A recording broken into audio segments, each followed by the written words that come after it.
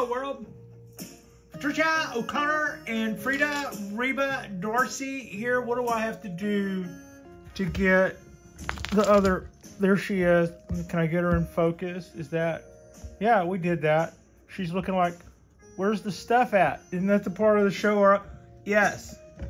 What we were doing here, we were in Frida's place, piled up here in the living room, listening to it rain outside. And I have here before us a Ponderosa Pine and a little unglazed pot. Now, I'll have a little bit to say about both of these pieces. I also have a tray of tools that has pretty much everything that had ever been piled up on this table. It's just down below here on the tray, along with some backup substrate that I don't think I'll need. I've already got some substrate in this pot, and I have my my little thing off here, my little copper pipe off to the side. This tree, some of y'all who have been watching the shows for a while know that we have really done a lot of bending and folding of especially pine trees. And I have really enjoyed folding up in the programs that we've made together, where we have folded and bent and did our Cheerios and our little Japanese pines, and to some extent a few of the Ponderosas as well. And they really, I think, I'm gonna see if I can bring that up a little. And I think those videos were a lot of fun to make, and I really like the results of the trees. And I'm really excited about every bit of that, and I can't wait to see how those trees progress over time. This tree, however, was in the Ponderosa batch that we got, and I ordered it last year. Not a year ago, last year, but like as of 8 or 9 months ago, say, give or take. And it came as one of 10, and they weren't expensive. I had less than $100 to the door.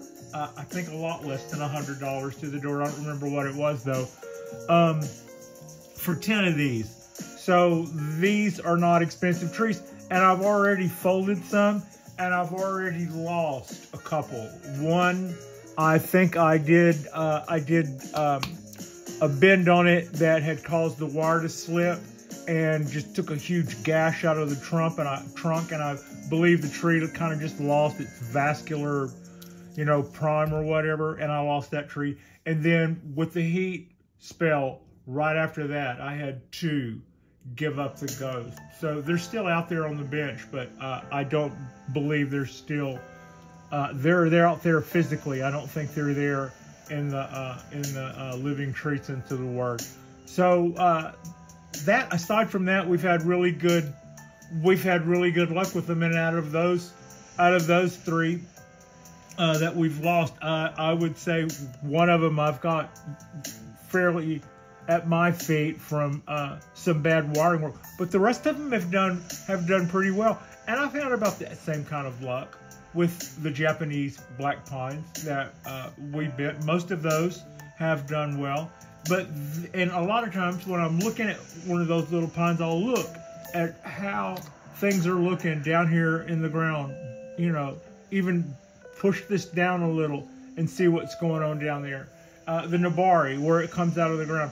And I'll look at that motion, and I've always preaching about how we need to have good motion coming out of that part of the ground. It's the first thing you want, unless of course you're doing a formal upright. And formal uprights to me, this isn't book learning. This is just Pat's interpretation of a formal upright. The first thing that I ever saw that was a bonsai tree was a formal upright. It was so beautiful. It was at a nurseryman's convention in Dallas, Texas, and it was in the early 70s. and I wondered if it were a real living thing or if I was looking at the equivalent of a Barbie / G.I. Joe except for trees. And one thing that told me, you know, in other words, it wasn't something that looked like it was a shrub cut in the shape of a tree. I saw tiny bark, I saw tiny needles, and it looked so miniature. Part of my brain was going, nah, no way, that's plastic. You know, that's a whole genre of games that you've never seen before. And I had to move in and look. And it was, as you know, that was a long time ago, but they were probably black pines, and there were probably also some redwoods, some variety of redwoods. But they definitely, you know, had the texture and the bark of trees that had a few years under their belt, and they were so majestic. And whenever I saw this tree, it said specimen to me. Now, sometimes you hear bonsai trees described as specimens, and I always think of specimen as, you know, what we put forth to show the most perfect blah blah of the blah blah. And that usually, you know, when it comes to people, I like diversity, I like scars and scratches, and I like good stories.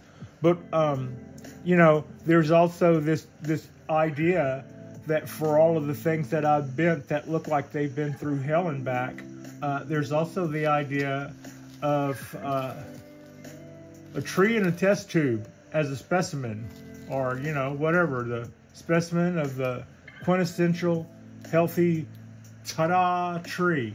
And I gotta say, for me, that first sighting, that might be it. I mean, that might be why, when it came time to do what I considered early in bonsai to be my biggest trick, and that was 3 huge humongous bald cypress trees, I didn't decide to do them in a flat top style, and I didn't decide to do them in slant or some other, you know.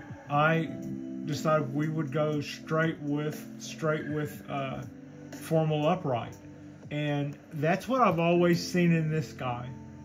And so that's what we're going to do tonight. We're going to put this tree in this little pot, as if you hadn't already kind of gotten the gist of that. And the obvious question here is, I just got a shipment in from England of some really, really beautiful hand-carved unglazed pot. And I have an oval one that's just slightly larger in the outside diameter. Look, this one even has a little bit of a wobble to it, right? This is this pot I found at a nursery when it was over in the drip trays, in between scented candles and drip trays. This is no big deal, Japanese, no real stamp on the bottom of it, except it says Japan, I believe. And that's like a $4 bonsai pot.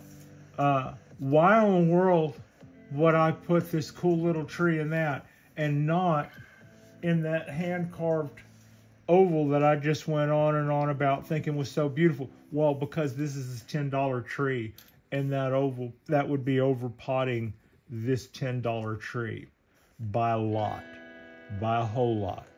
Like, I really cherish that little pot, and I'm not going to use that little pot. I'm not going to waste that little pot to raise the standard of this tree. I also like this tree, but I think I would also like this tree if it were in a suitable pot. And whereas this is a more bonsai looking pot, it's still a bit of a training pot, in that from here to here is going to be about the same. It's going to be about the same move, maybe even a little bigger, and that I've already got this about 2/3 of the way full of substrate, and I don't plan to give up a whole lot of that, so this might be mounded up a little. So that's kind of what we have going there. I did, in the early going, think that there was some notion about deciding that this tree was special or that tree was special, and that I would just buy and I would indicate how special it was by putting it in an extremely nice pot, and then who cares, 10 years from now it will have been in there a long time and it'll be an extremely nice tree in an extremely nice pot, and that's actually, you know, I did that was kind of my idea with the wisteria, and my idea that was a clone in a fairly expensive pot. It wasn't overly expensive, but it was like go on the internet and buy a glazed Japanese pot with some pretty okay color to it. And so I probably dropped a couple of $100s in it, and then promptly put a $7 clone in it, thinking that that's cool, I'll have this forever because it's my first tree, and I'll just say, yeah, it's always been in that pot, and it'll grow into it. And it'll grow into it faster because I can't put it in the yard to let it grow, so I'll have to do that. I'll have to do that here. That all just seemed to make sense to my, to frankly amateur sensibilities. Now, the truth on that was that the only pot so far that I think I've had an accident with and broken was that one, and it's standing and it's sitting there in about 6 pieces. On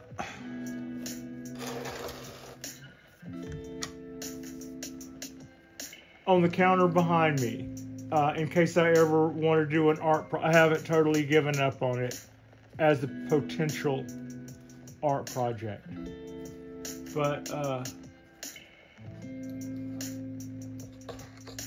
yeah, like I was saying, for all my love for the twisty, turny, canyon-style trees that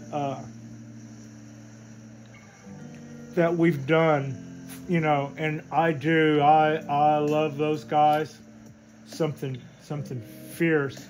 But for all of that, I do also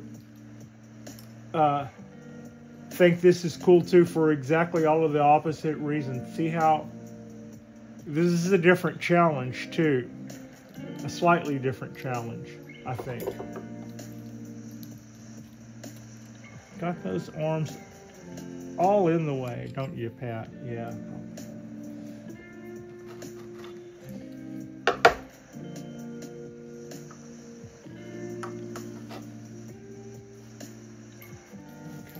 Still could do that a little better. What would I like to work with? I guess this still is fine.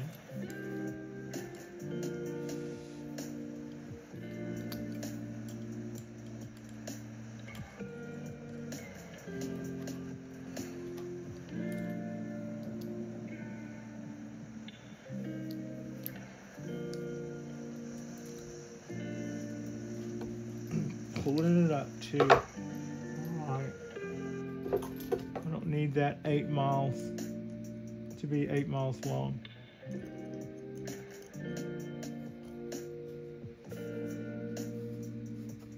That's going to be cool. I think that'll be okay.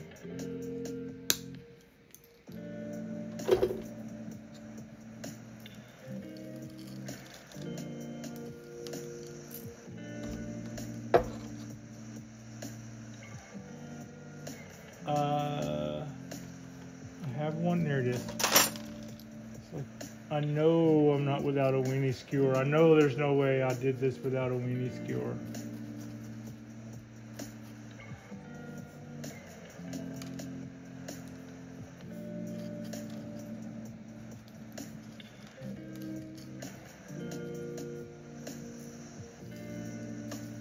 This that I'm adding in here is pretty much boon mix.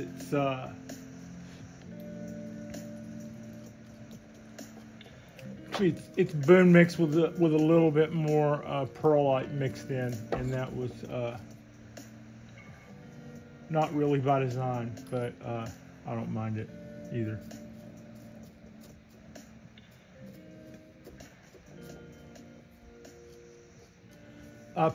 I sometimes make messes with my enormous stash of perlite, and so then sometimes I also find it in my boon mix.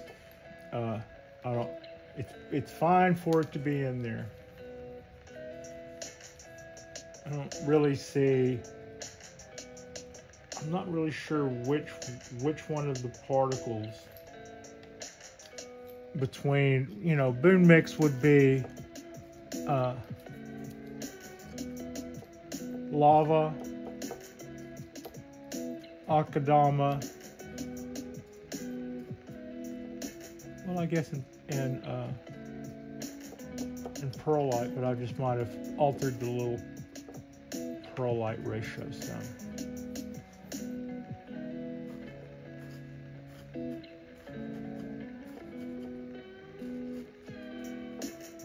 All right. This is going to be our little Formal Upright Ponderosa Pine. And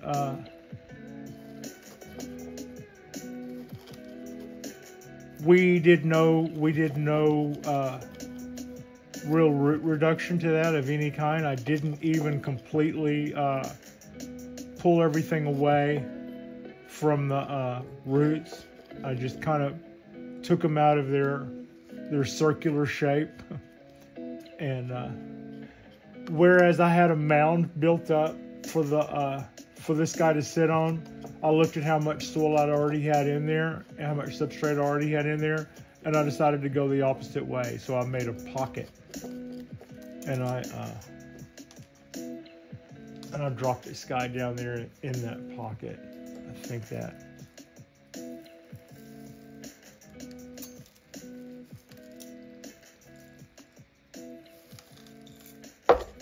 Okay, now I had a video that I shot today. It's been taking a long time to download. That's not uncommon for what I have been going through lately when it comes to download speeds. I'm still here. I'm still shooting. So yeah, right now I'm still downloading one. It may download tonight and get dropped. It may not. It was a short. I also made mention of doing a prune back on the maple.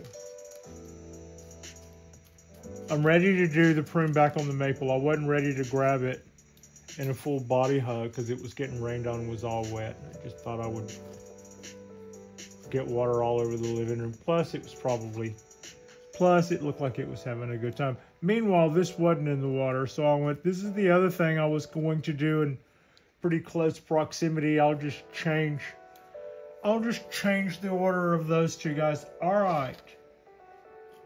So all said and done, that was what I pretty much had in mind to do there. Let me see what we can do. That's on 2x. We'll go back to 1x, bring that in. And that is our Formal Upright Ponderosa. Is that up all the way? I think that is up all the way. Yeah, that is. So yeah, I'm looking forward to watching this little tree further develop. It can stay in here for a couple of years, just like we have it right there. Won't be in any hurry to get it out of this pot. For the same reason, I wasn't in any hurry to put it in the nicer pot that I already have standing by that I think would be a fantastic Ponderosa pot.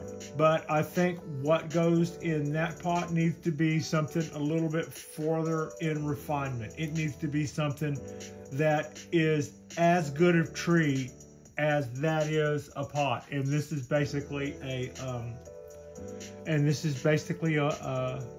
one-year-old seedling that just got put into a little bonsai training pot. So I like the looks of that, and I like the way we've got it going with our copper wire, and I like the way that it had a really good specimen shape to it, and I look forward to watching that go. I might let it, I'm not really sure how I'm going to do, typically, like say with our cypress trees, we'd let a leader grow really long, let it just take off and fatten up all of this, and then we'd go up here just slightly out of camera and cut that back and then pick the next bud next to it that would decide that it was top bud and let it be the next leader, and try to train that close to the trunk so that it would heel over in such a way as to become taper for that as it becomes a new top. And you know, we could fatten it up better that way.